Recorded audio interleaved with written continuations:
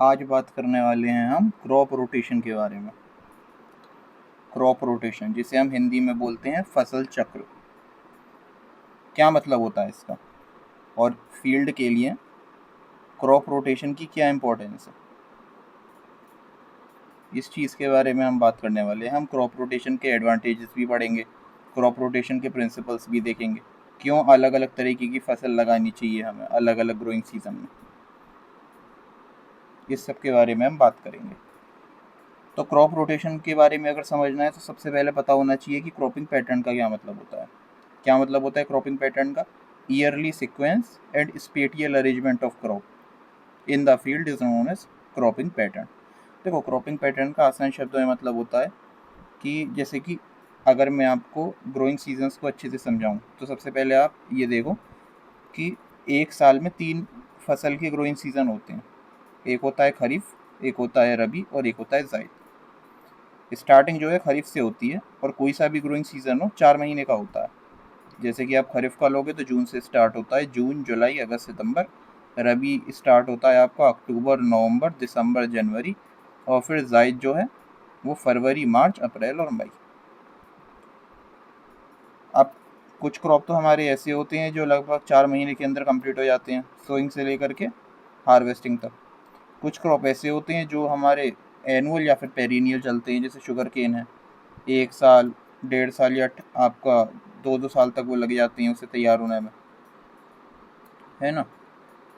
तो ये है, तो यहाँ पे हम बात करेंगे किसी स्पेसिफिक सीज़न में जो हम क्रॉप लगा रहे हैं उनके बारे में, जो हमारे लगभग 4 महीने के अंदर अंदर हमें हार्वेस्टिंग मिल जाए और कंप्लीट हो जाए। ठीक है, तो क्रॉपिंग पैटर्न का क्या मतलब हुआ? जो फील्ड था हमारा उसमें हम अलग अलग क्रॉप्स लगा रहे थे। जैसे कि मान लीजिए आपने स्टार्टिंग करी खरीफ सीज़न से। खरीफ सीज़न में आपने करा क्या? चावल लगाया, यानी कि पैडी। हार्वेस्टिंग आपने कर ली, उसके बाद रबी सीज़न में आपने कोई दाल लगा ली, जैसे चिक्की मान लो आपने लगा लिया। उसके बाद में जायद सीज़न में आपने क्या करा? खाली छोड़ दिया, कुछ नहीं लगाया, या फिर मान लीजिए ढैचा लगा दिया। तो ये जो आपने एक सीक्वेंस फॉलो करी और अलग अलग क्रॉप्स आपने लगाए, इसी को हम बोल रहे हैं ईयरली सीक्वेंस। और किस अरेंजमेंट में फील्ड में क्रॉप लगाया गया है उसको हम बोल रहे हैं स्पेटियल अरेंजमेंट। तो ईयरली सीक्वेंस और स्पेटियल अरेंजमेंट जो है क्रॉप्स का, उसे हम बोलते हैं क्रॉपिंग पैटर्न। अब क्रॉप रोटेशन का क्या मतलब होता है? देखो, क्रॉप रोटेशन का मतलब होता है कि जो आपका फील्ड है उस पर आपको अलग अलग क्रॉप्स ग्रो करने हैं सिक्वेंशियल मैनर में मल्टीपल सालों तक। यानी कि जो क्रॉपिंग पैटर्न है, 1 साल का अपना क्रॉपिंग पैटर्न फिक्स होता है ना। फिर अगली साल फिर कोई दूसरा क्रॉपिंग पैटर्न हम लेके चलेंगे। अब क्रॉपिंग पैटर्न में हम ईयरली सीक्वेंस यहाँ पे चेंज कर रहे हैं। जैसे कि मान लो खरीफ में पहले हमने चावल लगाया था, उसके बाद मान लो अगली साल आप खरीफ में क्या कर रहे हो? कोई दाल लगा रहे हो, या फिर मान लो आप परमेलेट लगा रहे हो। ऐसे ही तीसरे साल जो क्रॉपिंग पैटर्न है वो अलग रहेगा, चौथे साल अलग रहेगा, पाँचवें साल अलग रहेगा। और क्योंकि रोटेशन, रोटेशन का मतलब साइकिल, तो जो हमने पहले साल क्रॉपिंग पैटर्न फॉलो किया था वो छठे साल फिर रिपीट होगा, तो ये साइकिल बन जाएगी। इसे हम बोलेंगे क्रॉप रोटेशन। ये है, यानी कि अलग अलग क्रॉप्स हम ग्रो कर रहे हैं सेम पीस ऑफ लैंड पर, और वो भी एक सीक्वेंस में और मल्टीपल सालों तक। यानी कि following different cropping pattern on same field for multiple year is known as crop rotation. ये बहुत इंपॉर्टेंट है,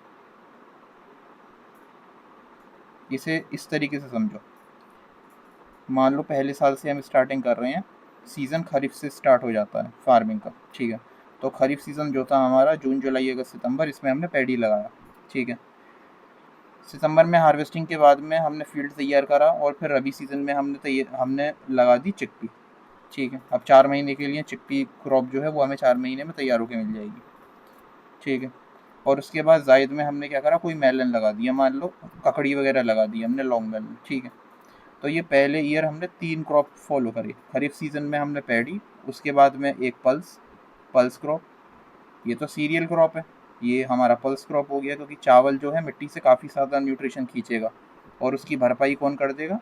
चिकपी, क्योंकि ये एक लेग्यूम क्रॉप है। लेग्यूम क्रॉप में याद रखना केवल एक ही एक्सेप्शन है, फ्रेंच बीन, जो नाइट्रोजनस फिक्सेशन नहीं करता।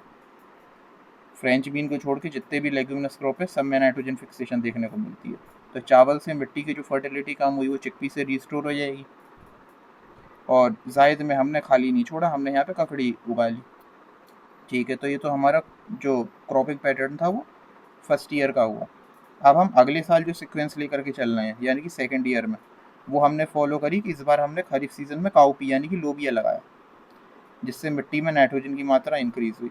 फिर हमने रबी सीजन में गेहूँ लगा लिया, ताकि काउपी से जितना भी नाइट्रोजन आया है हम उसका फ़ायदा उठाएंगे, हमारी गेहूँ की फसल बढ़िया होगी। उसके बाद हमने क्या करा, गेहूँ की फसल से जो मिट्टी में से न्यूट्रिशन कम हुआ, अब हमने जो है जायद सीज़न में मूंग लगा दी। तो ये हमारी जो सीक्वेंस है वो दूसरे ईयर की हो गई। अब तीसरे साल हमने क्या करा, खरीफ सीज़न में मूंगफली उगाई। अब मूंगफली भी काफ़ी ज़्यादा हैवी फीडर थी, मिट्टी से काफ़ी न्यूट्रिशन ले लिया इसने, तो हमने उसको पूरा करने के लिए, मिट्टी की फर्टिलिटी को वापस से रिस्टोर करने के लिए रबी सीज़न में क्या लगा दिया, लेंटिल लगा दी। और उसके बाद हमने जायद सीज़न में खाली छोड़ दिया, कोई क्रॉप नहीं लगाया। तो ये हमारी सीक्वेंस हो गई तीसरे साल की। चौथे साल में हमने क्या करा, खरीफ सीज़न में सूरजमुखी उगाया यानी कि सनफ्लावर। अब सनफ्लावर से जो न्यूट्रिशन हमारा कम हुआ मिट्टी से, उसे रिस्टोर करने के लिए हमने फिर रबी सीज़न में फील्ड भी लगा ली। ठीक है, और फिर हमने जायद सीज़न में क्या करा, एक ग्रीन क्रॉप लगा लिया ग्रीन मैन्योरिंग के लिए, ढैचा। ग्रीन मैन्योरिंग में होता क्या है, जो क्रॉप आपने ढैचा लगाया है इसे हम पूरे का पूरा मिट्टी में ही जोत देंगे, जिससे अल्टीमेटली जो नाइट्रोजन की मात्रा है वो हमारी फील्ड में बढ़ेगी।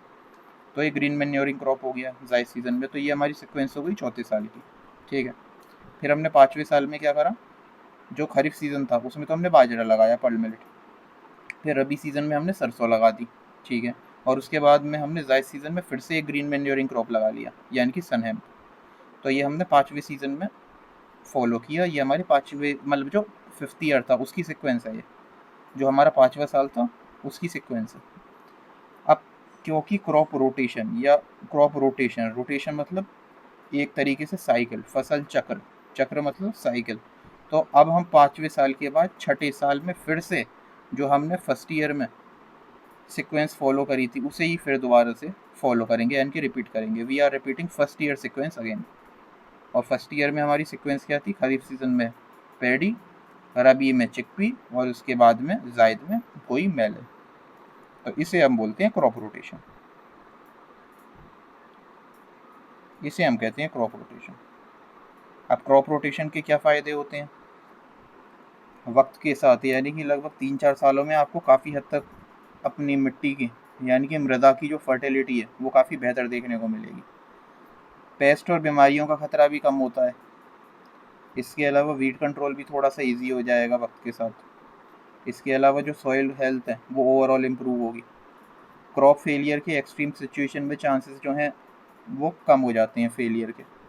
Decrease the risk of crop failure in extreme situation. Extreme situation मतलब मान लो बहुत ज़्यादा सूखा पड़ गया, लेकिन आपकी क्रॉप रोटेशन की वजह से मिट्टी जो है वो बाकायदा संतुलित है, उसमें जित मॉइस्चर परसेंटेज ऑप्टिमम रहता है, ऑर्गेनिक मैटर उसमें सही है, तो फिर क्या होगा, आपके क्रॉप फेलियर के चांसेस कम हो जाते हैं।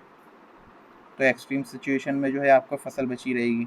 सॉइल इरोजन का जो प्रॉब्लम है ये भी आपको कम देखने को मिलेगी। इसके अलावा जो लेबर आपकी खेत में लगती थी उसका बेहतर यूटिलाइजेशन आप कर पाओगे, आपके पैसे की भी बचत होगी। कुछ प्रिंसिपल्स की बात करते हैं कि क्रॉप रोटेशन के इंपॉर्टेंट प्रिंसिपल क्या होते हैं, या फिर हमें क्रॉप रोटेशन के रिलेटेड किन किन प्रमुख बातों का ध्यान रखना बहुत ज़्यादा ज़रूरी है। देखो, सबसे पहले यहाँ पे बताया गया है कि जो लेग्यूमिनस क्रॉप होते हैं यानी कि जिनमें नाइट्रोजन फिक्सेशन देखने को मिलता है, उनको फॉलो करना चाहिए नॉन लेग्यूमिनस क्रॉप से। इसका मतलब यहाँ पे ये लिखा है कि मान लो अगर आपने पहले दाल लगाई तो मिट्टी में नाइट्रोजन की मात्रा बढ़ेगी, तो उसके बाद में आप कोई हैवी फीडर लगा सकते हो, जैसे मक्का वगैरह हो गया, गेहूँ हो गया, इस तरीके से। या मान लो आपने पहले कोई हैवी फीडर लगा रखा था, तो अगले ग्रोइंग सीजन में आप दाल लगा लेना, यानी कि कोई लेग्यूमिनस क्रॉप लगा लेना। बस लेग्यूमिनस क्रॉप में एक्सेप्शन आपका फ्रेंच बीन रहेगा, क्योंकि वो नाइट्रोजन फिक्सेशन नहीं करेगी। दूसरा इंपॉर्टेंट पॉइंट ये है कि जो भी क्रॉप का आप सिलेक्शन करोगे वो आपके इलाके की मिट्टी, मतलब आपकी फील्ड की सॉइल कैसी है, आपका जो एरिया है वहाँ का क्लाइमेट कैसा है, और कौन सा आपका ग्रोइंग सीजन, उसके हिसाब से क्रॉप को सेलेक्ट करना है। क्रॉप का जो सिलेक्शन आपको करना है क्रॉप रोटेशन में, वो अपनी फील्ड की सॉइल के हिसाब से। इसके लिए ज़रूरी है आप सॉइल टेस्टिंग करवाएं। इसके अलावा एरिया का जो क्लाइमेट है उसके हिसाब से, और जो भी आपका ग्रोइंग सीज़न है, मान लो रबी सीज़न में लगा रहे हो तो उसके हिसाब से आपको क्रॉप का सिलेक्शन करना है। इसके बाद में जो अगला पॉइंट है वो क्या है, कि जो क्रॉप हमें सेलेक्ट करना है सक्सीडिंग, यानी कि जो अगला क्रॉप हम सेलेक्ट करेंगे वो ऐसा नहीं होना चाहिए जो कि एक अल्टरनेट होस्ट का काम करे पेस्ट और डिसीज़ के लिए। अल्टरनेट होस्ट का मतलब, अल्टरनेट होस्ट का मतलब ये जो पेस्ट होते हैं या कोई भी डिसीज़ के रिलेटेड जो एजेंट होता है, इनकी जो लाइफ साइकिल होती है वो जनरली दो होस्ट पर काम करती है। एक जो हमारा प्राइमरी होस्ट होता है यानी कि मेन क्रॉप जो था, और एक होता है अल्टरनेट होस्ट जो कि कोई वीड वगैरह भी हो सकता है या फिर कोई दूसरा क्रॉप हो सकता है जो हम बाद में लगाएंगे। तो ये नहीं होना चाहिए, यानी कि पिछले क्रॉप के पे अगर कोई पेस्ट वगैरह का अटैक देखने को मिला था तो अगला क्रॉप उस पीछे वाले पिछले क्रॉप के जो पेस्ट थे उनके लिए अल्टरनेट होस्ट का काम ना करे। ये बहुत इंपॉर्टेंट है। जो सक्सेडिंग क्रॉप है should not be an alternate host for paste and diseases. अगला क्रॉप हमारा पिछले क्रॉप के पेस्ट के लिए एक अल्टरनेट होस्ट ना बन जाए, ये ध्यान रखना है। इसके अलावा जो क्रॉप हम सेलेक्ट करेंगे उसकी मार्केट में डिमांड भी होनी चाहिए। भैया किसान इतना इतना पैसा लगा रहा है, पूरा फील्ड प्रिपरेशन वगैरह करेगा, बहुत पैसा लग जाता है इसमें, कई बार खेत की जुताई करवानी पड़ती है। तो जाहिर सी बात है क्रॉप हमें ऐसा सेलेक्ट करना है जिससे किसान की अच्छी खासी इनकम भी हो, यानी कि क्रॉप रोटेशन तो हो रहा है वो ठीक है, लेकिन जो हम क्रॉप सेलेक्ट कर रहे हैं उसकी मार्केट में डिमांड भी होनी चाहिए ताकि किसान की इनकम भी कम से कम ढंग की हो, ताकि उसे कुछ फ़ायदा रहे। इसके अलावा जो ज़्यादा एग्जॉस्टिव क्रॉप है should be followed by less exhaustive crop. मतलब देखो वही है इस तरीके से, जैसे मान लो अगर आपने पहले कोई हैवी फीडर लगाया था, आलू है, शुगर केन है या मक्का है, तो उसके बाद मिट्टी की फर्टिलिटी को रिस्टोर करने के लिए आपको कोई लेग्यूमिनस क्रॉप वगैरह लगाना पड़ेगा, ऐसा क्रॉप जो सॉइल की फर्टिलिटी को रिस्टोर करे। या मान लो पहले आपने कोई ऐसा क्रॉप लगा रखा था जो मिट्टी की फर्टिलिटी को रिस्टोर कर रहा है, तो उसके बाद में आप एग्जॉस्टिव क्रॉप का मतलब होता है जो मिट्टी से बहुत ज़्यादा न्यूट्रिशन खींचेगा, जैसे आलू है, जैसे शुगर केन है, जैसे मक्का है। तो ये आपको बहुत ध्यान रखना है। आपको ऐसा बिल्कुल भी नहीं करना है कि आप हर ग्रोइंग सीजन में ऐसे क्रॉप को लगा रहे हो जो बहुत ज़्यादा एग्जॉस्टिव है।